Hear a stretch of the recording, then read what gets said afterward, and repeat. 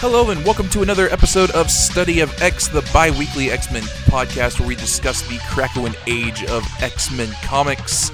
I am your host, Tim. Confirm? Yes, acknowledged. Okay, good. And with me as always is Chris. Hello. I'm wondering if I might have a little bit of rose-tinted glasses when it comes to the Hellions. Does that mean that these are bad? No. Did I have a better memory of them than I thought? Yes. And we'll figure that out. And Sergio. These are like middle of the road for me. They're not terrible, but I'm not like dying to know what's gonna happen next. I can't quite call them the filler arc because clearly the background arc is still going and we're gonna see that at the end. But it's definitely like, when you watch Avatar The Last Airbender, you're like, yeah, that one where they go on the journey through the valleys and they split up. It's like a low point. Do you know the one with like the song? Yes. That's you don't that like that may one? be that may be my most watched episode of Avatar, and I hate that song with a passion. Because such a fun one though. Because my wife loves that song, and she will just like play it as in like a Spotify playlist constantly. No. And I'm forced to listen to that song so often, and so many like variations of that song, and there are like covers out there, and I know more about that song than I wish I did. And somehow every time that show is like randomly on, or like someone puts on a random episode on Netflix, it's just that episode. Happens to be that one. Yes. You're cursed with that one episode to follow you forever. These issues are not as bad as that episode. Yeah. That episode's not even bad. I just kind of resent it because of the song. We want to get into Hellions? Sure. So, for this week, all three of our issues are going to be Hellions. We have Hellions 9, 10, and 11. For number 9 here, this one is titled Funny Games, Level 1. This was written by Zeb Wells and released in February of 2021. We got one of those, I think there's a name for this cover. The kind of like descending picture within a picture thing, and it just repeats, but I don't know what the name is. Yes, I'm sure it's a very like high fancy art name. I also don't know what it's called. Yeah. But like a recursive thing? Maybe? Yeah. But to note, on the cover here is Mastermind, who's going to play a very big role in this whole arc that we're going to be starting. So I'm going to cover him here real quick. We have seen him before very briefly in Empire during the invasion of the plant people. He helped out a little bit there, but that was the only time we've seen him. We've also seen his daughter more than we've seen him. For Mastermind, aka Jason Wingard, he first came out in X-Men number 4 all the way back in 1964. One of the original Brotherhood members. Yes, he is one of the OGs, and he is pretty much a tried and true X-Men villain. He's been in the Hellfire Club back when they were more of a, fighting against the X-Men kind of group. He is specifically a very big part of the Dark Phoenix saga. That era of Hellfire Club. Yeah, he has manipulated Jean, quite heavily, which ties into the Dark Phoenix. He also was the one to help Magneto hide Polaris's memories of Magneto being her father. So that's why Polaris didn't know that for so long, was because of Mastermind. And how he does that is his mutant power is the command over a target's perception of reality. And it's strong enough to where even if someone knew something to be an illusion, say like a wall in front of them, they couldn't break it. So even if you knew the wall in front of you was fake, you just could not walk through it because your body really just believes it's real. Yeah. So, and he's not the only older villain that we're going to be seeing in this arc, but he's definitely the oldest. And as we open up here, we actually have him and Mr. Sinister, having a nice conversation. Yeah, he's trying to recruit Mastermind. Mm-hmm. Yeah, I'm not sure if trying, it seems he has, as Mastermind agrees to help him. And, they talk about, what made you reconsider your offer. And he realizes, maybe this island paradise isn't the best for men like us. So it's Yeah. always good to, help each other out, even if we don't trust one another. Yeah. Also, Sinister's cape is apparently musty smelling after its time with Jamie, which I just think is a funny note. But yeah, he pours him some nice tea as a peace offering, and Sinister remarks it tastes like shit before the tea's poison. Yeah, the tea is poison. Who would have thought one of the original members of the Brotherhood of Evil Mutants, but stabbed you in the back? Double-crossed you? So, unfortunately for Sinister, he passes out pretty quickly, and, Mastermind has his own plans. But we'll see those in a bit. Yeah. So, if you remember last time when we saw some other older villains, namely the Smileys, Nanny was able to get her ship back because Peter's suit wasn't working super well now that he came back from Areco, and they really needed to find a better way to, put him together so he doesn't blow everything up. Yeah. We still don't know what that mutant power actually does. No, probably for the better. Yeah, but he's getting a new suit. Nanny's putting it on him. It looks extremely painful. You know all those scenes whenever in the Wolverine movies when he gets his adamantium and it just looks terrible? He's in a vat of water. There's needles and screws everywhere. It's like that. Yeah, and apparently it still hurts after he's done. He says it's too tight. He wants it fixed. Nanny doesn't really have much of an interest in doing that. And, not shocking why, because we see a little bit of that little baby Smiley that we saw last time that she had rescued. And it seems like her attention is still going there and not with, Peter.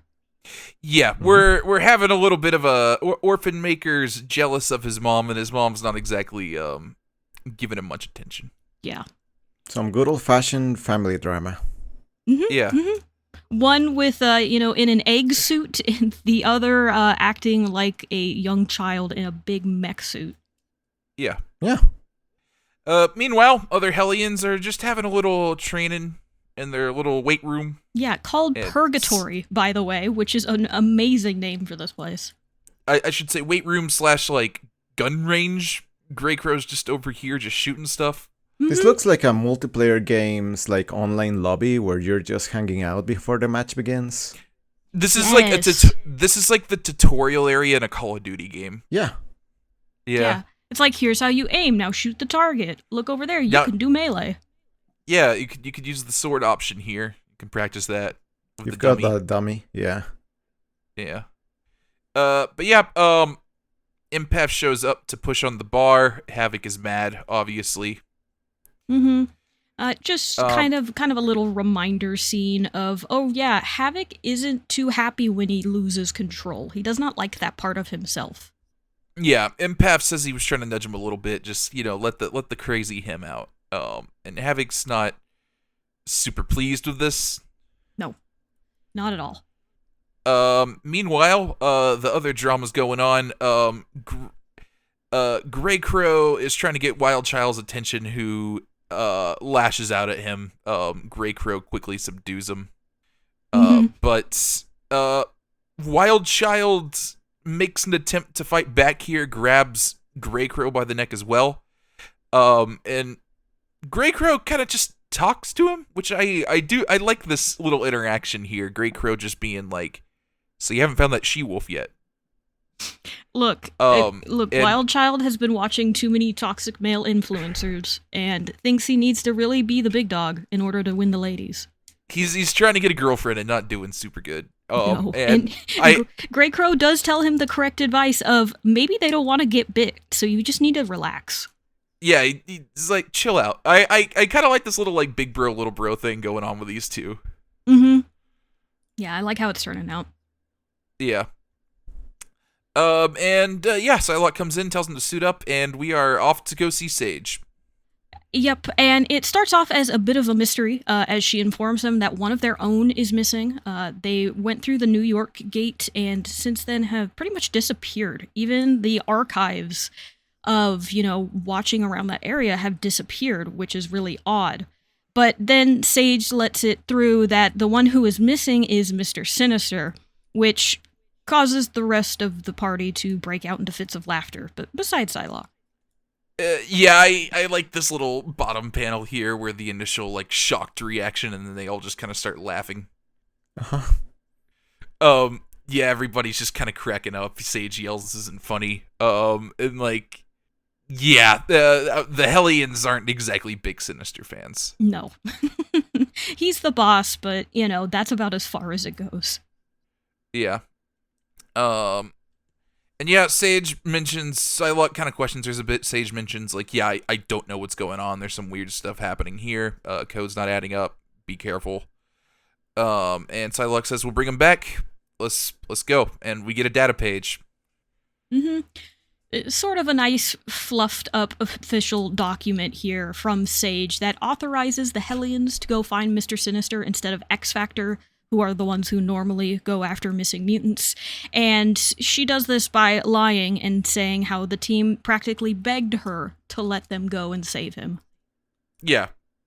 They really wanted to. It was moving even how much they begged to go on this mission. Mm-hmm. And there's a big old red approved stamp here. Yeah, didn't take much for them to be like, sure. Yeah. So yeah, meanwhile, they're at the Central Park gate, and, Orphan Maker's going by Pete now. Yep, the edgy teen outburst against Nanny, which is really funny. It's again, with Hellions, hard to really point out a lot of the things that makes this comic great when talking about it, because there's these just small, like, 1 to 2 panel moments interspersed between everything. Yeah, it's just, you'll get a little joke here where it's like, yeah, it's pretty good. I like the character interactions, I think are kind of the strong point of the series. Yeah, I would agree. But they are here to meet Mastermind, who is their contact here in New York. And, he's been prepared for them, so he gathers their massive SUV limo and has everybody in there as he explains, he's here to help them find missing Mr. Sinister. I'm gonna give a shout out to Orphan Maker here, saying "You're not my mom" to Nanny. It's very good. It's very good. Yeah. And yeah, they seem surprised. They're not usually in limos. So yeah, that's a little weird. And Mastermind's like, "Oh, says you're in a limo. Maybe we're on a boat. Maybe you didn't even talk to Sage. Maybe you're not even here. Where are you?" Yeah, and they're on a boat. Something's gone wrong. Now they're in a plane. Now Psylocke's stone. Mm-hmm. All while Mastermind pretty much reveals his hand immediately and goes on his villain monologue as some of them try to fight back, but because of his ability to just change people's perceptions, they can't really do anything. Grey Crow's gun turns to mush, Havoc's, blasts turn into birds. They cannot fight back. Yeah. And yeah, then he illusions them falling out of a plane. They all splat on the ground, and yeah, they're all knocked unconscious but still alive. He remarks it's harder than it looks, but they're all under. Mm-hmm. And then we get our reveal of who Mastermind is working for. And it's dun-dun-dun, Arcade. Yeah, with a chained up Sinister and a tube behind him. Yes, and Arcade is, again, another one of those very, very long-running X-Men villains. We don't know his real name. It's never really been said. He was introduced in Marvel Team-Up number 65 in 1977. He's a Claremont creation. And he's not just an X-Men one, mostly an X-Men one, but he's also gone against the Avengers and Spider-Man and other big-name Marvel heroes of that era. He is not a mutant. He has no powers of his own. He's just known as a killer for hire and a hitman who prefers to kill his victims by placing them in murder worlds in the style of grand amusement parks. So if you think of what a murder world is, picture a Coney Island style amusement park on the pier. There are killer robots as clowns. There are deadly mirror mazes. There are holograms. There are pitfalls. There are bombs. All sorts of wacky kind of, town fair kind of stuff, but all glammed up to be murderous. This Also, is he one put a bunch- situation where it has the perfect name, where you said Murder World, and immediately I pictured exactly what you would describe next. Also, he put a bunch of teen superheroes in Marvel Battle Royale once. Yes. Who hasn't? Yeah, exactly. Also fair. He was definitely more around in the 70s and 80s, and then he took a step back as... I don't want to say his stuff is like the Saturday morning cartoon villain thing, but he's got a style, and that style fell out of fashion in the 90s and early 2000s. Yeah, the Battle Royale thing was kind of in the mid-2010s, and the specific arc he was having during that was people weren't into his shtick anymore, so he wanted to do something big, so Death Game. Yeah. Yeah, which makes a lot of sense, especially since that's the time around Hunger Games and everything.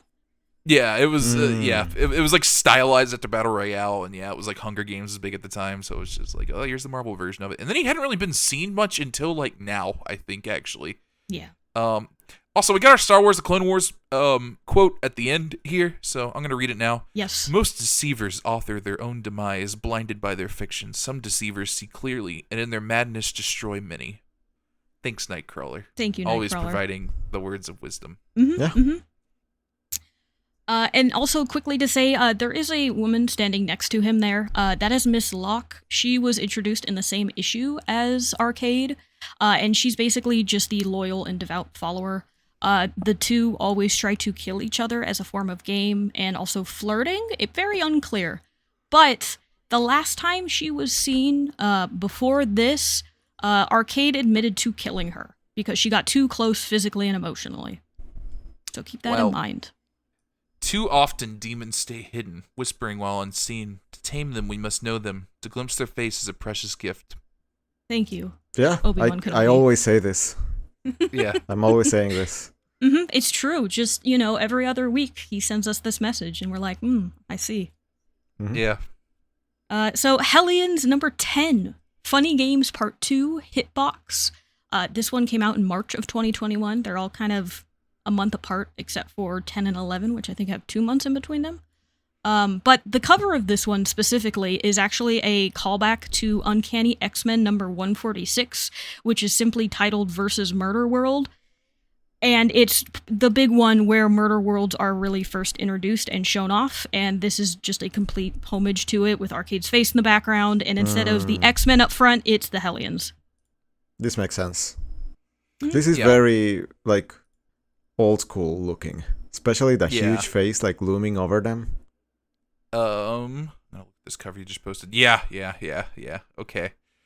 Makes a lot of sense. Yeah, and I... hey, Havoc is also here. Yeah, he's been trapped in it both times, so really, he's the loser in this one. He should have known what was going on. Yeah, it's funny. But to start off the issue, Arcade has woken Mr. Sinister, who is tied to a murder chair, and explains a bit of his plan that he's doing, as well as the fun little gimmick that he has going on. He every time he makes a statement, he says the words confirm, and a voice over the PA says confirmed. This is because although Mastermind is helping Arcade, the guy's known as a backstabber. I mean, we saw him do this at the start of the arc. So in order to ensure that he isn't under Mastermind's powers, he has someone miles away watching everything through monitors and audio. So long as Arcade can get confirmation that he isn't in an illusion, he's fine, and he's gonna keep doing what he's doing. Yeah. So Arcade's just kind of describing a situation and getting confirmed. I like the little interaction here of Mr. Sinister being like, okay, yeah, sure, why not? Let me do that. And then it makes a crack about him just being a creepy looking guy and asks confirmed. And the voice questions if he should confirm it or not, which Arcade quickly shouts down. Yeah, it's a funny little gimmick, and it gives Mr. Sinister a lot of character that I really like. He gets sassier as time goes on. Yeah. Arcade kind of explains this thing, and we're kind of off with the torture thing. Yes. So Arcade explains that Mastermind is the key to making this, quote, low-rent murder world exist. Instead of having actual sets and proper robots made, he has basically just low-cut versions of the robots, and Mastermind is putting the illusions over them. So we see a cut of the Hellions. They're all in different locations. Greycrow's in a Jeep. Empath is sitting at a table eating. Wildchild is tearing something apart. But all of the robots look like just gray Play-Doh. I absolutely love these robots. They're so cute. I do too. They're adorable, which makes me sad that they get torn apart a lot. Yeah. But yeah, we quickly get a note here of the leverage that Arcade has over Mastermind. Mastermind mentions Mr. Sinister's mad at Mastermind. Mastermind's like, oh, you probably would have betrayed me first. And then Arcade mentions that, yeah, also I got something over him. And yeah, he has Lady Mastermind's daughter, as a hostage, surrounded by saw blades. Which, reminder again, the last time we saw her was Giant Size Nightcrawler, where she was also captured by those weird bug creatures. So she has a really bad habit of getting caught. Just not a good Krakoan age for her. No, it is. I'm so confused by how these saw blades are supposed to work. Same? I believe they like they start turning and then I think and then they move like on the tracks that like the little rails that they're on. Yeah, like toward her, like getting closer. Yeah, yes. It's so convoluted. It is, but it's very Arcade. And there's also a crossbow, too, like right there. Yeah. It's very fun. It's a lot of fun. I like it. And yeah, Arcade gives away the plot here. He wants a clone farm of his own. He's seen the work he does. It's pretty good. Wants to make one of those clone farms to fill his murder world with. And yeah, it's kind of the goal here. Yeah, easy 1-2 plan. And it seems like, he's pretty much gotten away with it. The Hellions, as we are about to see, are locked in their own illusions. And they vary from horrifying to deeply uncomfortable, I would say. Yeah, we don't start off quite there yet, but yeah, so the first one we see here is Psylocke. Mm-hmm. In room 3, her room is titled currently Compassion. Yeah. And yeah, she's out in just some very Japanese house doing some fishing in the ocean as you do. And she's got her daughter here. Mm-hmm. The daughter that is dead because of, gosh, what was that thing called? Apoth? Back and forth. God, what was it called? Apoth? Yeah, it was Apoth, Back in Fallen Angels. Oh, man. I still can't believe how relevant that is. That blows my mind. But anyway, she's extremely dead and is trapped. Her consciousness is trapped somewhere that Mr. Sinister has, which again is why Psylocke is doing all of this for him. But hey, you know what? Look, she's alive. Yeah, also there's a creepy little, like, eyes wide shut version of Psylocke, like Betsy Psylocke, just around, so that's probably fine. Creeping in the bamboo. I'm sure that'll never come up. Yeah, it's like she's got a forced smile on her face and her eyes are like forced open. It's creepy looking. Meanwhile, John Greycrow's in a war. Yes, specifically World War II. His backstory, we touched on it briefly. Back in World War II, he originally killed his own men by accident, and he was executed for it, which is how he learned he was a mutant, because instead of dying at his execution, he lived through it because of his healing factor.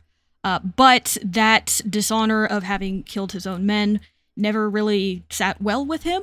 So this is a rewrite of it, where instead of accidentally shooting people that he was supposed to be working with, he shot the quote-unquote enemy. Yeah, he's got like these two soldiers around there, like, yeah, man, you saved us. You did a good thing. You're a good man. Yeah. Meanwhile, Empath is eating food. Being a little shit. Yeah, just throwing some candy in his mouth. His mom presumably comes up and tells him eat some vegetables. And also you're a little shit. Yes, she doesn't say that yet just because she's terrified of him, as Manuel says here, yeah, the dentist tried to drill my teeth, so I had him drill his eyes. So that's lovely. Oh, also, every single person you've ever hurt is here to watch you eat. Yeah, and also apparently this is good. Empath loves this. He says awesome and smiles. Hey, I think he might be terrible. Yeah, maybe. I think he might be one of the more true villains on this team. I mean, they all are, to be fair. But Empath is a special one. Yeah. In Wild Child's room, we get Wolverine and Sabretooth fighting, doing some Wolverine and Sabretooth things, and then Wild Child shows up and slashes Sabretooth necks, and Wolverine just yells, "Oh no, it's the big dog," and they both run away. I love it so much. He has such a humble dream. Yeah, I love this for him. He wants to be the alpha. Nanny and Orphan Maker are in the same room. Nanny gets a lot of children. Yep, a lot of mutant children, even a mutant young child glob. Yeah, right there. Yeah, that is a little. It looks like a bling too. There's a lot of little dudes here. And she's real happy. Orphan Maker's jealous again, but a boy like him needs 2 nannies, so he gets 2 nannies. So everyone gets what they want. Yeah.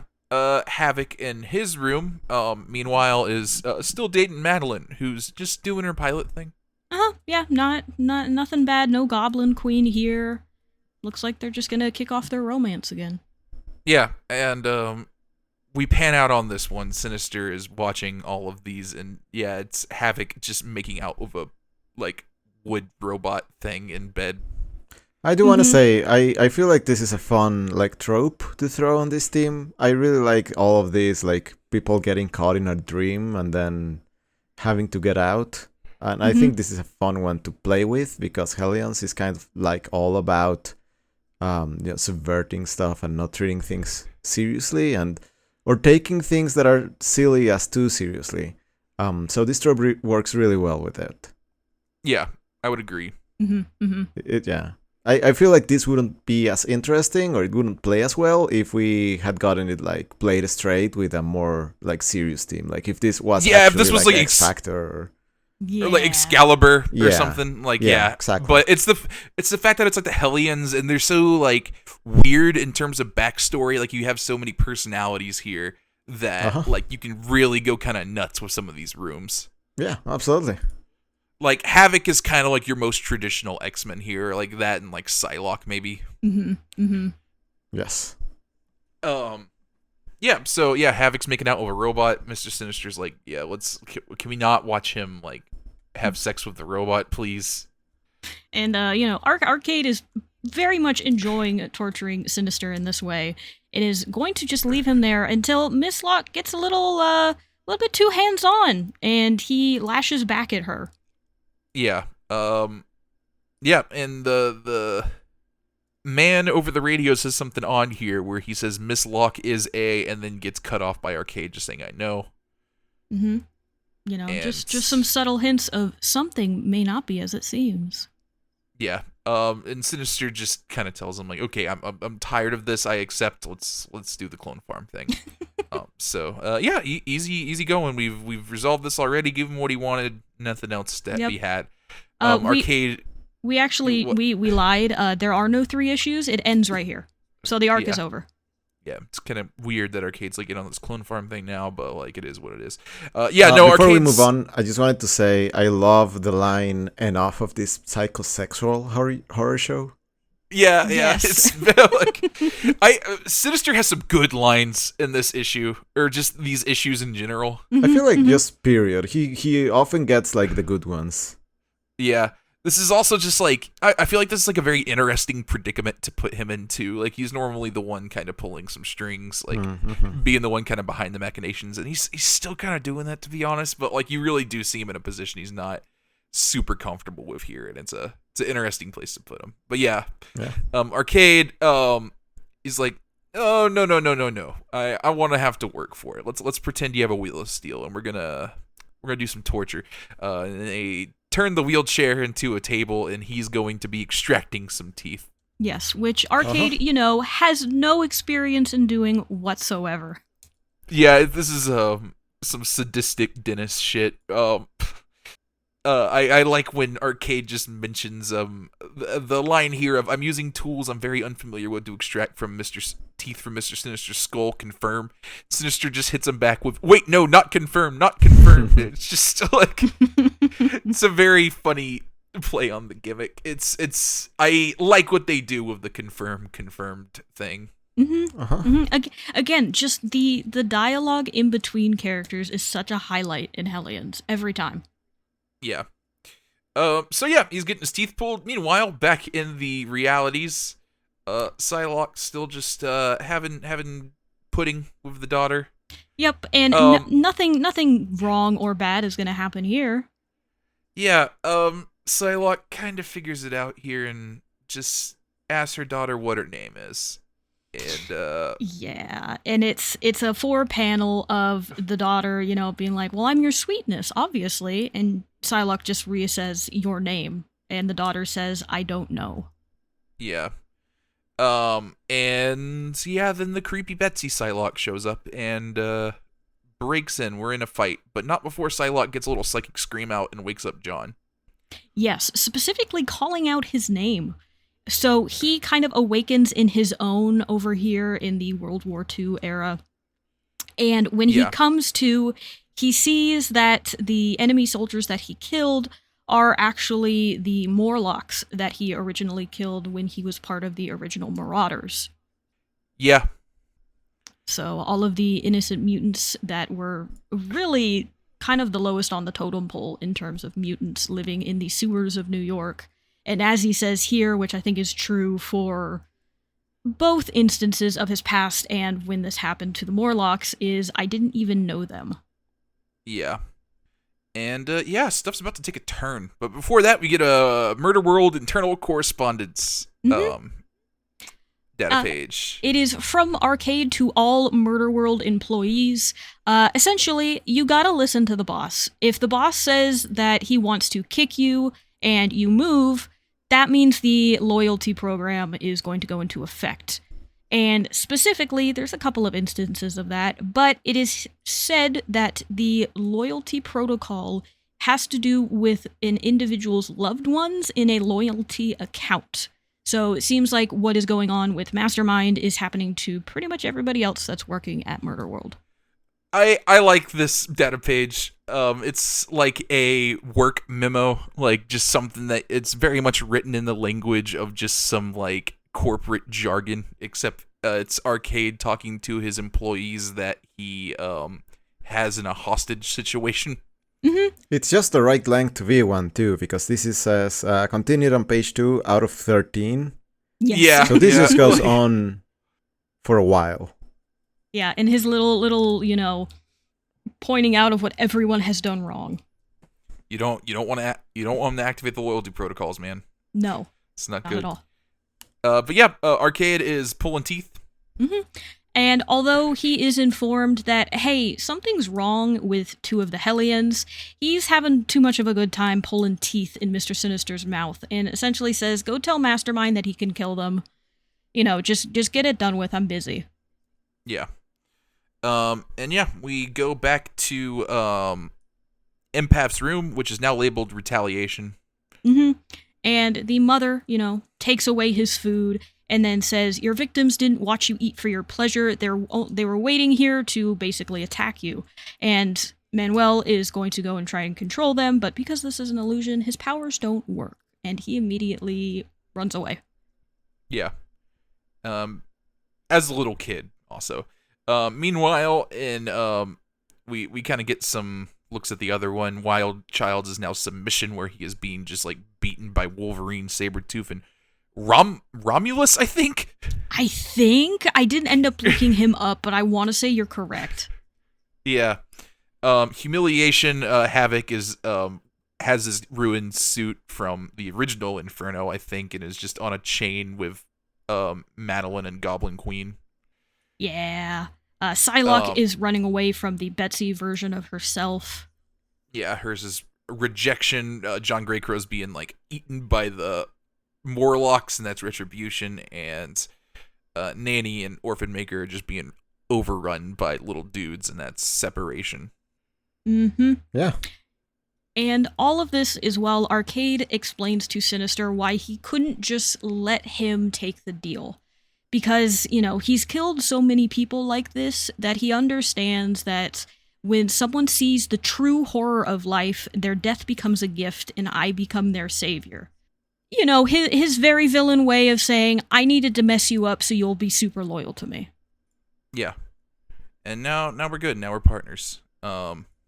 Yay. And Arcade is just covered in blood while he's giving this speech too. I think, Arcade comes across as just like an absolute horror show here. I would not want to be captured by this man. No. He's kind of fun in a whimsical way, because it's like, oh, you're in the murder world. Here's a teddy bear with a bomb in it. Oh no. But in reality, if that happened, that would be horrifying. And he is kind of a psycho. Yeah. But yeah, want to finish off this arc? Yep. So we're jumping over to Hellions number 11, Funny Games Part 3, Kill Screen. This one came out in May of 2021. And we're going to open up actually with a bit of a time jump. It seems time in these illusions is not set. Yeah. Psylocke had a whole ass arc, apparently. Yes. As she says, days became years, years became decades. And kind of similar to the X-Men issue where we learned they were in the vault for a really long time, she was in this hell cycle for 50 years where almost every day a Betsy version of her would come and try to kill her.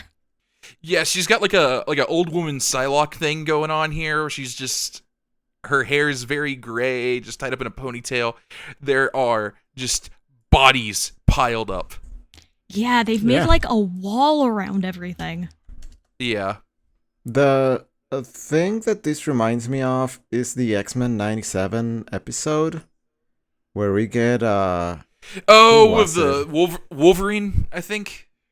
No, it's Jubilee. We get like older Jubilee. Yes. Yeah. Okay. Old Jubilee. In the Mojoverse. Yeah. Yes. Or the game. Oh, what I'm reminded of. What I was thinking of was Wolverine from X of Swords when they put him in the alt dimension. Oh yeah. Yeah, but when he accidentally triggered the bad ending. Uh-huh. Yes. Yep. Okay. Yeah. Yes, I do remember that. Yeah. But yeah, old woman Jubilee. Yeah, this is a concept that happens like quite a bit in Marvel. It's typically done with Wolverine, actually, like the old man Logan type deal, but it's old woman Lara also exists for the other Wolverine. So also I think there's like an old man Hawkeye and an old man Star-Lord too, but yeah, it's a common thing at this point. But yeah, she's the daily traditions broken up by John Greycrow walking in. He managed to make his way over here. Yes, and he is not old. He's still himself. Yep. And she mentions that she called out to him 50 years ago, and Greycrow's like, no, it was like a month or yesterday, maybe? Time is an illusion and does not exist. Yeah. But, as Psylocke is going to correctly note, there's clearly something else going on here that they haven't fully gotten, but the fact that the two of them are now together means that they have more of a pull. And it's very likely if they find the others, then whatever this is probably going to fall apart. Yeah. And Mastermind confirms that. Next page. He is struggling. Yes. He's had this illusion going for a week, which, does he sleep? Or is he just hyped up on drugs and caffeine and still going? Probably. Ah, man. Yeah. Now that you've said it, I'm gonna say the latter. Yeah. Like, I could imagine Arcade being like, nope, you don't get to sleep. But yeah, he's complaining about this, and Arcade's like, oh yeah, nope, you should figure this out, or I'm gonna kill your whole family. Yep, sorry, no sleep for you. Too bad. Meanwhile, Sinister is talking kind of funny while he's building a clone farm. Yes, he apparently what Mastermind did was give him several root canals. not knowing what to do, which sounds horrific. So I definitely give him this for talking with a very strong lisp. Yeah. And to be fair, we have definitely understated the degree of like dental horror in these issues. Yeah, Yes. it is a nightmare. Like It sucks. Yes. Like this could not have been fun. Like, I'm no fan of dentists, but I know that there are people who are even less fans of dentists than I am, and just be warned, if you are those people, this one's gonna be rough. Yeah, this is not for you. Centrifuge. Yeah, is how centrifuge. But hey, the clone farm is coming along. Yeah. The two little workers are confused if he's saying centrifuges or subterfuges. Again, just fun little bits, little moments. One of these random dudes compares him to a cartoon duck, which I think is very funny. That is fun. And yeah, Mastermind is still struggling over here. Arcade just says, "Do your job." Yeah, just again, do it or your daughter dies. You don't really have a choice. Yeah. So, and we actually have another data page with a header of the classic arcade look with Murder World up there. But this is a memo from a Dr. Richard Briggs, who was lucky enough to be offered the chance to speak freely to Arcade about the problem of the clones. It seems that they had a different doctor in charge of the clone program, and Arcade got really, really mad when he walked in one day and saw all of the clones were babies. And this doctor has to very politely explain that making clones and then making clone adults are two very different subsets of this kind of science. They can't do it. And like also like now that you killed him, like that's, he might have had good plans to like come up with that process. That's just lost forever. Now we really need like an outside expert. Like things are gonna be like a lot harder now. This has really slowed the process significantly. And also just like thanks for letting him speak freely. He's happy that he didn't have to do this under the threat of violence. Mm-hmm. Means more than you know. And there's just a note here from Arcade. Signed Cade, like comma Cade. Mm-hmm. Kill this loudmouth and get me Sinister now. Yep, again, just another fun little internal memo note there. Uh-huh. Yeah. So Grey Crow and Psylocke are wandering the wastelands. Yeah. Yes, capital Just- W wastelands. Generic wastelands. Yeah, It's and everything Mastermind can come up with now. Yes. yeah, just here's some deserts, and they run across Havoc, who has been his chains loose, and Madeline just took off. He doesn't know where she's going. He thinks she's punishing him. Yeah, by leaving. But what do I care? I'm not scared of being alone. Yeah. He's definitely not having a horrific traumatic experience. Yeah, and now they have some gravity to him because there's three of us, and here comes Nanny, Wild Child, Orphan Maker, and Empath. With their respective hordes behind them. Yeah. Uh-huh. I do think it's fun that Havoc initially is like, okay, we're going to fight them, we're going to do this, and Grey Crow's like, are you nuts? We're going to run. Like, let's go, man. Grey Crow is, they're all struggling here, and Psylocke decides to go on a psychic attack. She finds Jason and, kind of takes over here. She, tells Grey Crow to hold the ground, and she's going to go up and deal with that. Yes, but unfortunately, that also leaves the fact that her here in the illusion is now Betsy. Her. She's back. Crazy clone Betsy. Or not real Betsy. And, they got more fights to go. It looks like things are getting a little bit bad for the Hellions, but Psylocke quickly kicks the door down, and she's in. Yep, she has awoken into her real body and is no longer in the illusion. As she kicks in the door, Miss Locke runs forward, and she very quickly dismembers her and is revealed to be a robot. Yeah.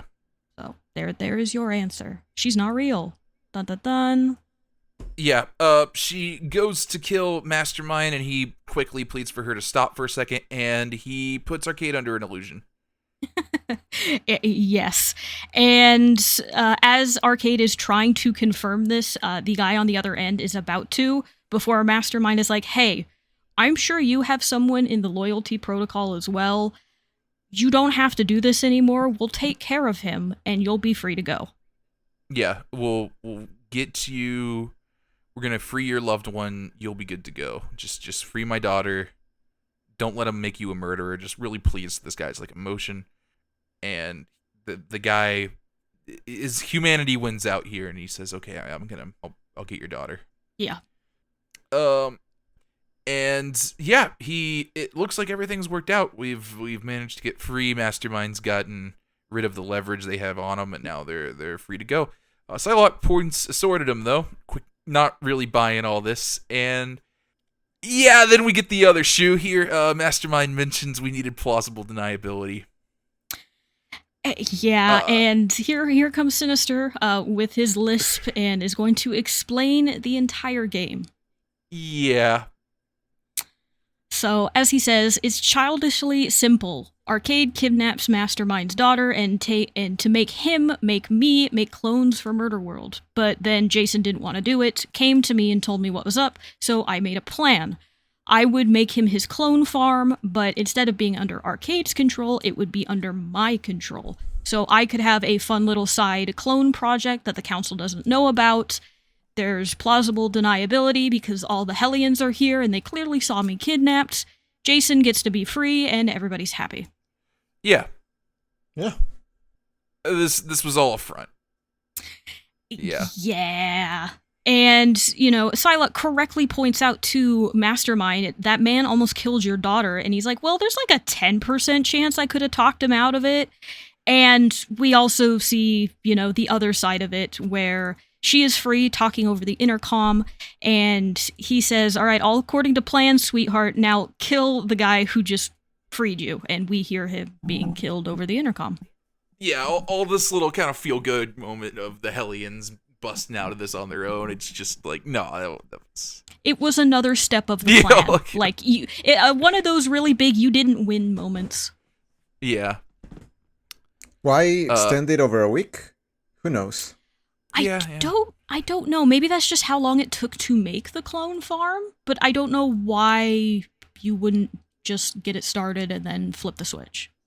Yeah. Yeah. Psylocke mentioned minor details. Yeah. And yeah, so they mentioned like, oh yeah, we'll come back after we've kind of got all this bacon and it'll be good. Like we got the surprise, and Psylocke just mentions they're not going to believe you, and they're like, well, yeah, that's why you're going to vouch for us. Mm-hmm. Just more and more pushing this leverage that he has over her as far as he can.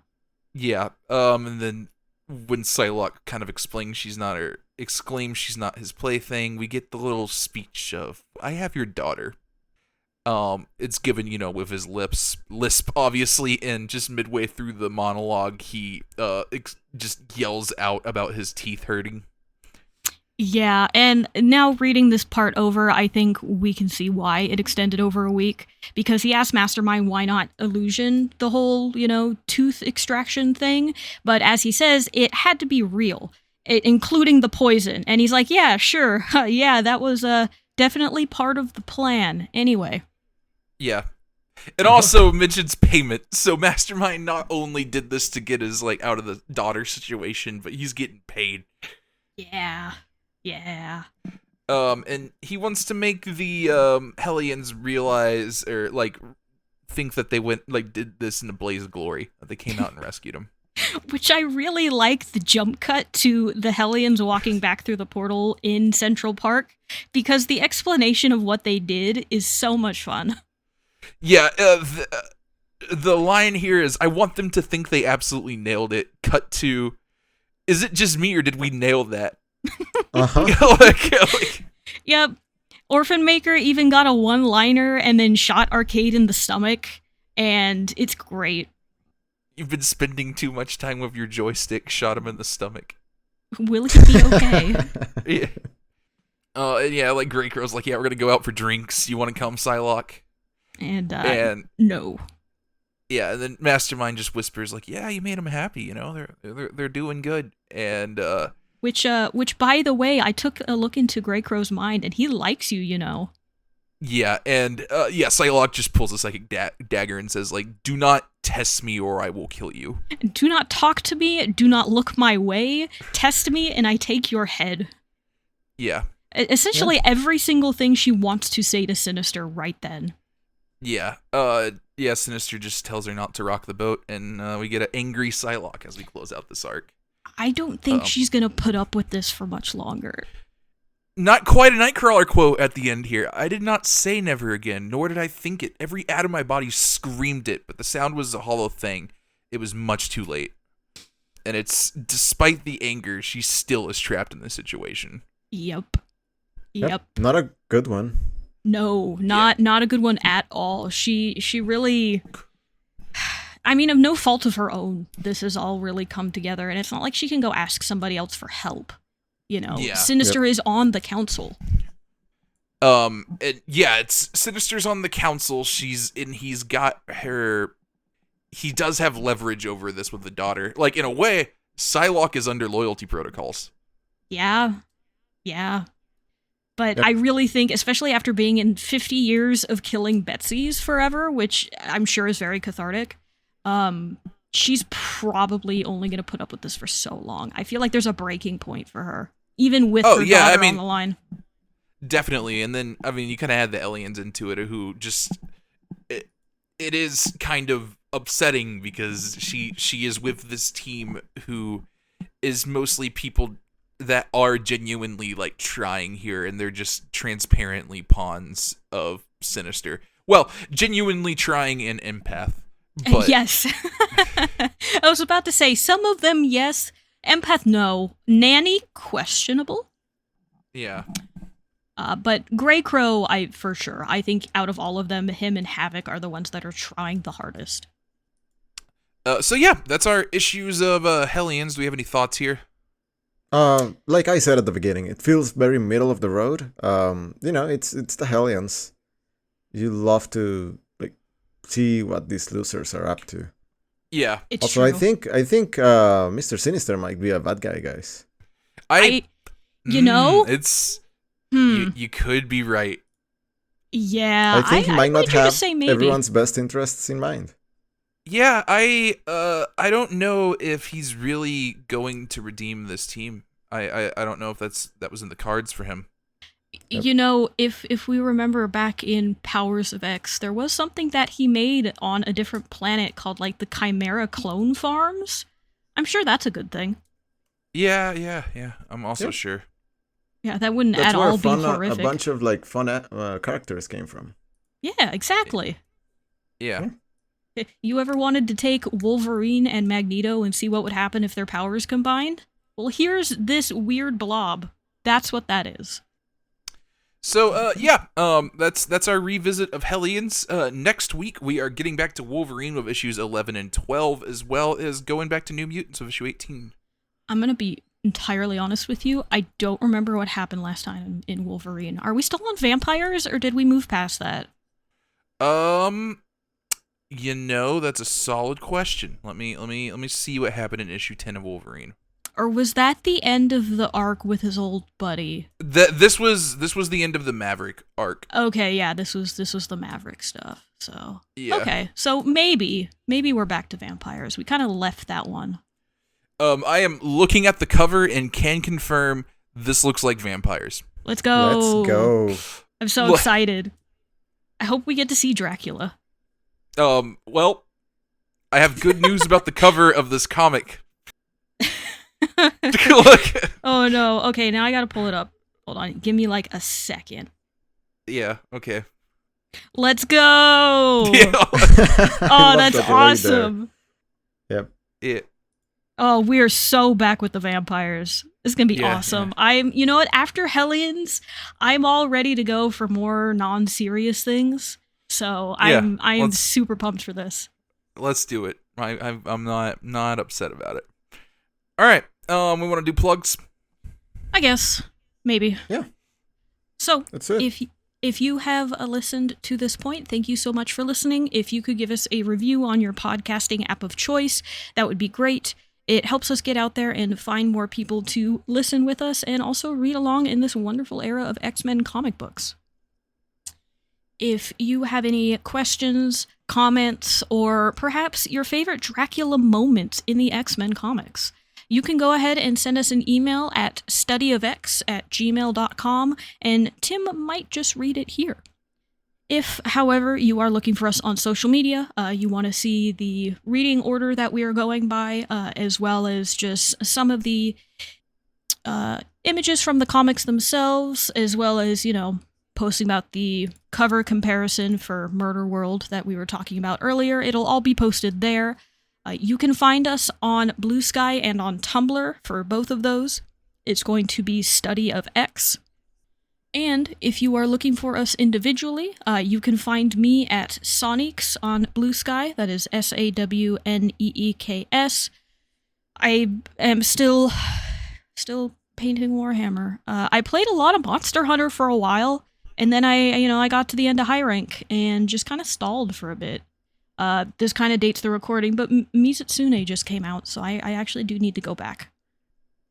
But, Tim, if they are looking for you in order to invite you to this really cool new place called Murder World, that apparently is really hip and is a big TikTok thing, where can they find you to let you know?